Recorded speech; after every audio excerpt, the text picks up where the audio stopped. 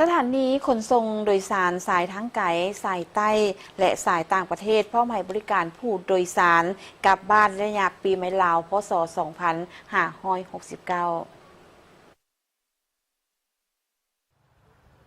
ปัจจุบันบ่ว่าจะเป็นบุคคลครอบครัวและหมู่เพื่อน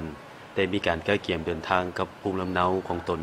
เพื่อไปเยี่ยมยามบ้านเกิดเมืองนอนและถือเอาวันดังกล่าวเฮ็ดพิธีสมมาคารวะพ่อแม่ผู้ที่ให้กำเนิดและพบปะญาติพี่น้องในเขตถิ่นฐานบ้านเกิดในโอกาสเฉลิมฉลองบุญปีใหม่ลาวพศ2569และเป็นประเพณีของคนลาวตั้งแต่ใดๆมาพอเมื่อฮอดบุญปีใหม่ลาวทุกคนต้องได้พากันกลับบ้านโดยเฉพาะผู้ที่ออกไปเฮ็ดเวียกอยู่ต่างแขวงเว้ารวมบ่เฉพาะแม้ในนครหลวงเวียงจันทน์ก็ได้พาครอบครัวกลับคืนบ้านเกิดเมืองนอนหรือภูมิลำเนาของตนเองท่านสุขสวัสดิ์ศรีสุขผู้จัดการสถานีขนส่งโดยสารสายทางไกลสายใต้สายต่างประเทศได้ให้สัมภาษณ์ต่อทีมข่าวโทรภาพแห่งชาติลาวว่ามาฮอดปัจจุบันนี้ความพร้อมของทางสถานี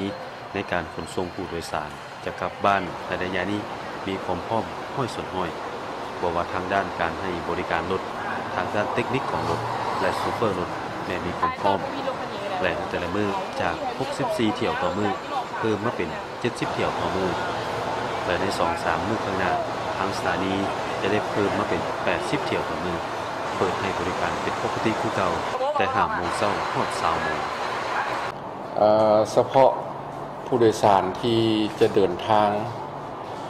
รถ VIP เนาะก็แม่นสามารถซื้อปีล่วงหน้าได้ถ้าจะเมื่อตอนเช้าแม่นถ้าจะเมื่อตอนแลงแล้วแม่นสามารถซื้อตอนเช้าได้หรือบางบริษัทก็อาจจะจองปีข้ามมื้อได้เป็นมื้อ2มื้อก็แม่นสามารถเฮ็ดได้ส่วนรถธรรมดาเฮาแล้วแม่นมาซื้อปีขึ้นรถแล้วออกเลยเนาะส่วนปีแล้วแม่นอยากให้แนะนำผู้โดยสารหากว่าให้ซื้อปีแล้วพยายามกวดกาปีให้คักแน่ว่า1แล้วแม่นเฮาเขียนทะเบียนรถเวลาออกสายทางราคาลงไว้ในปีนี้เนาะถ้าว่าซื้อปีแล้วให้กวดกาเวลาทะเบียนรถให้คักแน่ซื้อรถคันใดก็แม่นให้ขึ้นคันนั้นส่วนปีที่ว่ารถเต็มแล้วออกเลยก็เฮาจะบ่ได้เขียนเวลาเนาะก็จะเป็นปีว่างๆประมาณนี้ถือว่าถ้าเฮาบ่เขียนเวลาใส่ก็แม่นปีรถเต็มแล้วออกเลยที่ผ่านมาก็มีผู้โดยสารบางจำนวนที่ว่าซื้อปีแล้วก็คิดว่ามันเมื่อเอาเครื่องแท้ๆแล้วมันรถหันแล้วมันเต็มแล้วออกเลยเมื่อเอาเครื่องตัวนี้ก็อยากเน้นหนักให้ผู้โดยสารเบิ่งคืนปีนี้ซื้อปีคันใดแล้วมันให้ขึ้นคันนั้นแล้วก็กวดกาเบิ่งเวลาให้คักแน่บัดนี้สำหรับผู้โดยสารที่ยังบ่ทันได้มีปีแล้วแม่นบ่อยากให้เอาเครื่องไปขึ้นรถก่อนแล้วจังมาซื้อปีแล้วแม่นอยากให้ซื้อปีก่อนแล้วจังเอาเครื่องไปขึ้นเพราะว่าที่ผ่านมาก็มีผู้โดยสารยันบ่ได้เมื่อเนาะเอาเครื่องไปขึ้นรถไว้ก่อนบัดมาซื้อปีแล้วปีเต็มรถสะพัดออกไปก่อนจังซี่เครื่องสะพัดไปนำรถคันนั้นก็สิมีความยุ่งยากในการเอาเครื่องคืนรถในช่วงแรงของเฮาเป็นรถ VIP ออกหลายคันทางบ่อนจอดรถเฮานี่ปกติแล้วมันโซน B เนาะ VIP จะจอดแต่ว่าในช่วงเทศกาลนี่แล้วมันจะจอดทางโซน A โซน B โซน C นำใช้สายต่างประเทศในการจอดนำเนาะถ้าผู้โดยสารมาฮอดสถานีแล้วออก20 โมงก็แม่นถ้าบ่เห็นรถอยู่โซน B ก็ไปซอกหาอยู่โซน A หรือโซน C เนาะจะมีบ่อนเทียบรถ3ส่วนโอกาสนี้ทางสุขสวัสดิ์ศรีสุขยังได้แนะนำมายังผู้โดยสารที่จะเดินทางนำรถสายใต้ให้บรรดาท่านเพื่อเวลาไว้ล่วงหน้า 1-2 ชั่วโมง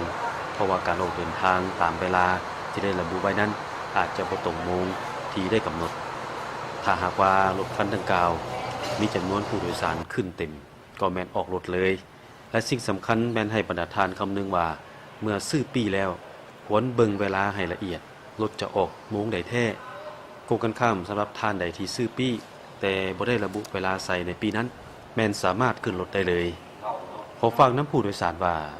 ถ้าท่านบ่แน่ใจหรือบ่พร้อมจะเดินทางเวลาใดแท้บ่ควรเอาเครื่องขึ้นรถเทื่อเพราะว่าเครื่องและผู้โดยสารอาจจะบ่ได้ไปพร้อมกับรถคันดังกล่าวถ้าหากว่ามีกรณีผู้โดยสารอยากขึ้นกลางทางก็ควรเบิ่งว่ารถคันดังกล่าวนั้นเต็มแล้วบ่ถ้าหากว่าเต็มแล้วก็ต้องได้รอท่าคันตามหลังมา เพราะว่ารถจะแล่นในทุกๆ15นาทีหรือทุกๆ20นาทีปีนี้นี่ผู้โดยสารคาดว่าจะบ่หนาแน่นอิงใส่กับ1สภาพเศรษฐกิจ2มาก็ปีนี้เป็นปีที่พักยาวผู้โดยสารที่มีเงินไขเพิ่นก็เมื่อวันที่8วันที่9นี้ผ่านมาก็ถือว่าหลายสมควรแต่ว่าก็บ่หนาแน่นก็คาดว่ามื้อวันที่11 12 13นี่ก็สิบ่หนาแน่นต่อคือปีผ่านมาว่าซั่นค่าโดยสารแม่นเฮาปฏิบัติตามแจ้งการของสถานีฉบับวันที่3เดือน4 2026เนาะเดี๋ยวรายละเอียดก็จะส่งให้ทางนักข่าวลงตื่นว่าก็สิ